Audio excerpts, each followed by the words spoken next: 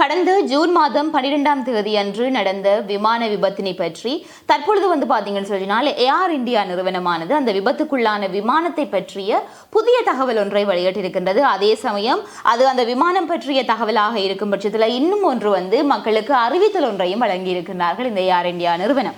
அந்த வகையிலே அந்த இரண்டு விடயங்களையும் பற்றி இந்த காணொலியில் நாங்கள் பார்க்க போகின்றோம். அதே சமயம் மிக மிக மிக முக்கியமான ஒரு விடயம் என்றது, பல ஊகங்கள் இந்த விபத்துக்கு பின்னால் சொல்லப்பட்டாலும் கூட உண்மையான காரணம் என்றது கருப்பு பட்டியினை முழுவதுமாக ஆய்வுக்குட்படுத்தியதன் பின்னராகத்தான் தெரிய வரும் என்று இருந்த நிலைமையில தற்பொழுது அந்த கருப்பு பட்டியும் சேதத்துக்குள்ளாகி இருக்கின்றது. அதில் இருந்து தரவுகளை பெற்றுக்கொள்வது என்றது கடினமான ஒரு விடயமாக இருக்கின்றது என்கின்ற ஒரு தகவலும் கிடைக்கப்பட்டிருக்கின்றது. ஆகவே அதை பற்றிய நிலவரம் என்ன என்பதையும் இந்த காணொலியில் நாங்கள் பார்க்க போகின்றோம்.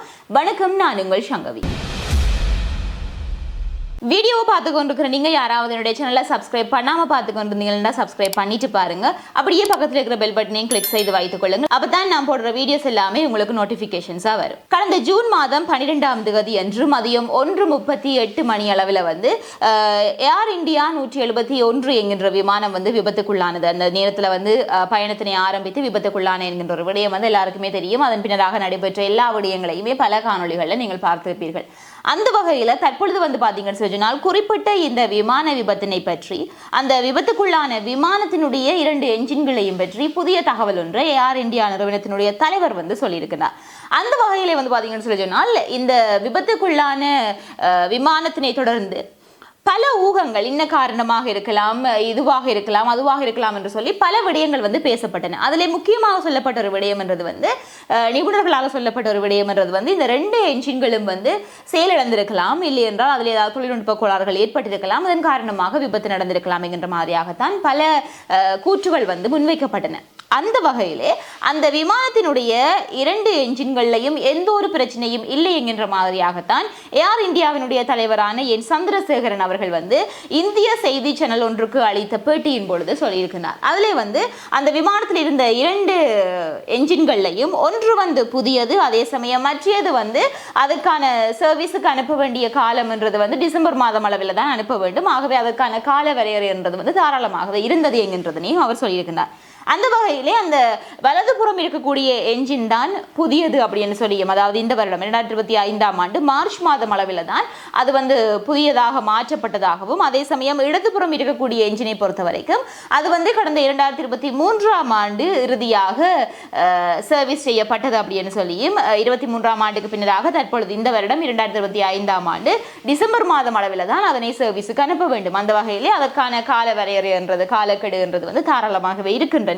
அது மட்டுமின்றி இந்த 2 என்ஜின்களையும் பொறுத்த வரைக்கும் இந்த விமானத்தினுடைய பயணத்திலே கடந்த காலங்களில் எந்த ஒரு பிரச்சனையுமே அது சந்திக்கவில்லை அப்படின்னு சொல்லியும், நல்ல நிலையிலே தான் அது இயங்கியது என்றதையும் அவர் அந்த பேட்டியிலே குறிப்பிட்டிருக்கின்றார். அதே நேரம் அந்த வழமையாகவே விமானங்கள் புறப்படுவதற்கு முன்னதாக ஒரு பொது பரிசோதனை ஒன்று மேற்கொள்ளப்படும். உங்களுக்கு தெரியும், இந்த நடைபெற்று முடிந்த இந்த விமான விபத்துக்கு பின்னதாக ஏர் இந்தியாவினுடைய 6 விமானங்களுக்கு கிட்ட அதனுடைய சேவைகள் ரத்து செய்யப்பட்டன.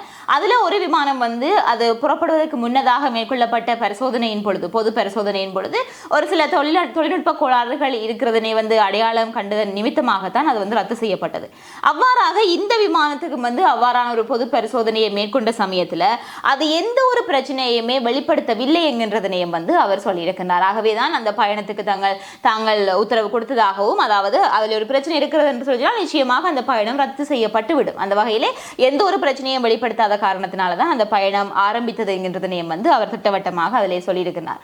இதே சமயம் என்னதான் நீங்கள் பலதரப்பட்ட ஊகங்களை இந்த விபத்துக்கான காரணங்கள் என்று சொல்லி கூறினாலும் கூட சரியான காரணம் என்றது எப்பொழுது தெரிய வரும் அப்படின்னு சொல்லினால், அந்த விமானத்தில் இருக்கக்கூடிய கருப்பு பட்டியை முழு ஆய்வுக்கு உட்படுத்தி அதனூடாக என்ன காரணம் என்றது வெளிவருகின்ற பொழுதுதான் இதுதான் இந்த விபத்துக்கான காரணம் என்றது திட்டவட்டமாக எல்லாராலையுமே சொல்லக்கூடியதாக இருக்கும். அந்த வகையில இந்த விமானத்தில் இருந்த கருப்பு பட்டியை பொறுத்த வரைக்கும் அது சேதமடைந்திருக்கிறதாக சொல்லப்படுகின்றது. உண்மைக்குமே இந்த விமான விபத்தை பற்றி நீங்கள் பார்த்தீர்கள் என்று சொன்னால் மிகவும் ஒரு சர்ச்சைக்குரிய விடயமாகவும் பல மர்மங்களை உள்ளடக்கியதாகவும் தான் இந்த விமான விபத்தே இருக்கின்றது உண்மைக்குமே. ஏனென்றால் இந்த விமான விபத்து நடந்து அந்த விமானத்திலே பயணித்த 242 பேர்ல 241 பேருமே அடையாளம் காண முடியாத அளவுக்கு சிதைந்த நிலைமையிலையும் உருக்குலைந்த நிலைமைகளையும் அவர்களுடைய உடலங்கள் மீட்கப்படுகின்றது. டிஎன்ஏ பரிசோதனையின் மூலமாகத்தான் இன்னார்தான் அப்படி என்கின்ற அளவுக்கு உறுதிப்படுத்தப்படுகின்றது. அந்த அளவுக்கு அளவுக்கு அது எல்லாமே சேதமடைந்திருக்கக்கூடிய நிலைமையில அதிலிருந்து ஒருவர் மட்டும் சர்வசாதாரணமாக ஒரு சில காயங்களுடன் அவர் அங்கிருந்த அந்த விபத்து நடந்த இடத்துல இருந்து நடந்து வரக்கூடிய காட்சிகளை பார்க்கின்ற பொழுது இது எவ்வாறு சாத்தியம் என்கின்ற ஒரு சந்தேகமும் பெரிய ஒரு கேள்வியும் அதிர்ச்சியும் தான் மக்கள் மத்தியிலே இருந்தது. அவ்வாறு தான் அதன் பின்னராக பல விடயங்கள் பேசப்பட்டு கொண்டிருந்தது. தற்பொழுது சரி கருப்பு பட்டியினூடாக என்ன விடயம் என்ற தெரிய வரும் என்று சொல்லி பார்க்கின்ற பொழுது இந்த கருப்பு பட்டியை பொறுத்த வரைக்கும் அது அதி உயர் வெப்பநிலையிலையும் சரி அதி உயர் குளிர் நிலைமைகளிலையும் சரி குறிப்பிட்ட சில மணித்தியாலயங்களுக்கு அது தாக்கு பிடிக்கக்கூடியதாக அந்த தகாத சூழலையும் தாக்கு பிடிக்கக்கூடியதாகத்தான் அது வடிவமைக்கப்பட்டிருக்கும். அந்த வகையிலே இந்த விமானத்தில் இருந்த கருப்பு பட்டி தற்பொழுது வெளிப்புறத்தில் சேதம் ஏற்பட்டிருக்கிறதாகவும் அந்த வெளிப்புறத்தில் ஏற்பட்ட சேதத்தால டிஜிட்டல் ரெக்கார்டிங் தரவை மீட்டெடுக்கிறது என்றது சாத்தியமில்லை அப்படின்னு சொல்லி இந்தியாவினை சேர்ந்த நிபுணர்கள் தற்பொழுது தெரிவித்திருக்கிறார்கள். ஆகவே உண்மைக்குமே அப்ப இதுல இருந்து நீ அந்த டிஜிட்டல் தரவுகளை எடுக்க முடியாதா, இதுல இருந்து என்ன நடந்தது என்றதை நாங்கள் சரியாக சொல்ல முடியாதா அப்படின்னு கேட்டீங்கன்னா தற்பொழுது அந்த கருப்பு பட்டியினை அமெரிக்காவுக்கு அனுப்பி வைத்திருக்கிறார்கள். அங்கிருந்து இனி அதிநவீன தொழில்நுட்பத்தை பயன்படுத்தி தரவுகளை பெறுவதனூடாகத்தான் இனி வருகின்ற காலங்களில் இனிமே அதாவது விசாரணைக்காக இவ்வளவு காலங்கள் ஒதுக்கப்பட்டிருந்தால் அது இன்னுமே சற்று நீளலாம், நாட்கள் நீடிக்கலாம். சரியான காரணம் வருவதற்கு நீங்கள் நிறைய பேர் நீங்கள் யோசிக்கலாம், அதுதான் விபத்து நடந்து முடிந்து பலர் உயிரிழந்து விட்டார்கள், இனி என்னதான் ஆய்வு செய்தாலும் காரணம் வெளியாவதனூடாக இறந்தவர்கள் உயிருடன் வந்து விடுவார்களா அப்படின்னு சொல்லி. ஆனால் அது கிடையாது உண்மைக்குமே இதிலே. ஏனென்றால் ஒரு விபத்து நடந்து விட்டது என்று சொன்னால் அது எதற்காக நடந்தது அப்படின்னு சொல்லி தீர ஆராய்ந்து அதற்கான ஒரு காரணத்தை கண்டறிவதனூடாக அதனை நாங்கள் இனி எதிர்காலத்தில் சரி செய்ய வேண்டும். அவ்வாறான ஒரு விபத்து நடக்காமல் இருக்கிறதுக்கு அது அந்த என்னென்ன காரணங்கள் எல்லாம் அந்த விபத்து நடக்கிறதுக்கு ஏதுவாக இருக்குமோ அவற்றை எல்லாவற்றையுமே நாங்கள் இல்லாமல் ஆக்க வேண்டும் என்றால் இந்த விபத்து நடந்ததற்கான காரணத்தை கண்டறிய வேண்டும். அதனூடாகத்தான் எதிர்காலத்திலே இவ்வாறான விபத்துக்கள் நடக்கிறதை நாங்கள் தடை செய்ய முடியும். அந்த வகையில் தான் தற்பொழுது இந்த கருப்பு பட்டி அமெரிக்காவுக்கு அனுப்பப்பட்டு இருக்கின்றது. பொறுத்திருந்து பார்க்கலாம் இதனுடைய முடிவு எவ்வாறு வரப்போகின்றது அப்படின்னு சொல்லி. அதே சமயம் இந்த காணொலியினுடைய ஆரம்பத்திலே நான் சொல்லியிருந்தேன் ஏர் இந்தியா ஒரு தகவலை அளித்திருக்கின்றது. அதே சமயம் ஒரு அறிவித்தல் ஒன்றையும் மக்களுக்கு வழங்கி இருக்கின்றது அப்படின்னு சொல்லி தகவலை நான் ஆரம்பத்திலேயே சொல்லியிருந்தேன். அதே மாதிரியாக அந்த கருப்பு பட்டி என்ற அந்த விடயத்தை பற்றி நான் உங்களுக்கு சொல்லிவிட்டேன். இந்த ஏர் இந்தியா நிறுவனம் வழங்கிய அறிவித்தல் என்ன அப்படின்னு பார்த்தீங்கன்னா ஜூன் மாதம் 20ஆம் தேதி முதல் ஜூலை மாதம் நடுப்பகுதி வரைக்கும் தங்களினுடைய சர்வதேச விமான சேவைகளை அடுத்த சில வாரங்களுக்கு 15% குறைக்கிறதாக ஏர் இந்தியா அறிவித்திருக்கின்றது.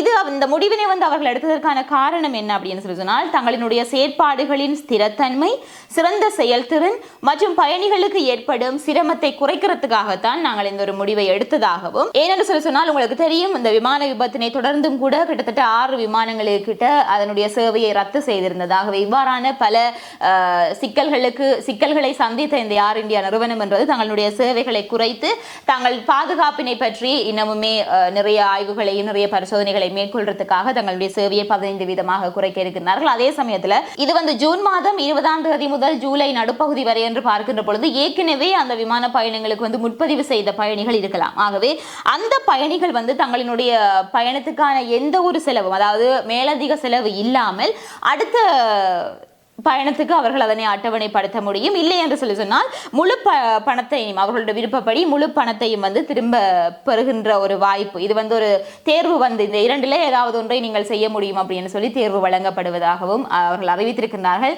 ஆக மொத்தத்தில் என்னென்னு சொல்லி சொன்னால் இந்த விமானங்கள் 15% குறைக்கப்படுகின்ற சமயத்திலே நிறைய பயணிகள் முன்பதிவு செய்தவர்களுக்கு அந்த அவர்களினுடைய விமானங்களும் ரத்தாகலாம் அந்த நேரத்திலே. ஆகவே அதனை ஒரு வழி நீங்கள் அடுத்த வாரங்களுக்கு நாங்கள் பயணிக்க போகின்றோம் என்று சொல்லி எந்த ஒரு மேலதிக செலவும் இல்லாமல் நீங்கள் மாற்றியமைக்க முடியும். இல்லை என்று சொல்லி சொன்னால் நாங்கள் அன்றைய தினம் போயே ஆக வேண்டும், வேறு விமானத்தில் பயணிக்கின்றோம் என்று சொல்லி நீங்கள் முழு பயணத்தையும் பெற்றுக்கொண்டு நீங்கள் இன்னொரு விமானத்திலே பயணிக்க முடியும். ஆகவே இவ்வாறான ஒரு அறிவித்தலைத்தான் ஏர் இந்தியா நிறுவனம் அறிவித்திருக்கின்றது. ஆகவே உண்மைக்குமே இந்த 3 விடயங்களும் தற்பொழுது கிடைக்கப்பட்ட ஒரு புதிய தகவல்களாக இருக்கின்றன. அந்த வகையிலே குறிப்பிட்ட இந்த விடயங்கள் பற்றி நான் இதற்குள்ளே சொன்ன எல்லா விடயங்களையும் பற்றியும் உங்களுடைய மனதிலே தோன்றக்கூடிய எண்ண கருத்துக்கள் என்ன என்பதை கருத்து பரவலை பகிர்ந்து கொள்ளுங்கள். அதே சமயம் உங்களிடம் நான் ஒரு விடயத்தை கேட்க வேண்டும். என்ன அப்படின்னால் நீங்கள் ஒவ்வொருத்தரும் இந்த காணொலியை பார்த்து கொண்டிருக்கக்கூடிய நீங்கள் ஒவ்வொருத்தரும் எந்த இடங்களில் இருந்து பார்த்து கொண்டிருக்கிறீர்கள் என்றதை குறிப்பிட்டுக் கொள்ளுங்கள். நான் அதனை தெரிந்து கொள்வதற்கு ஆவலாக இருக்கின்றேன். இதே மாதிரியாக மற்றொரு காணொலியில் நான் உங்களை சந்திக்கிறேன்.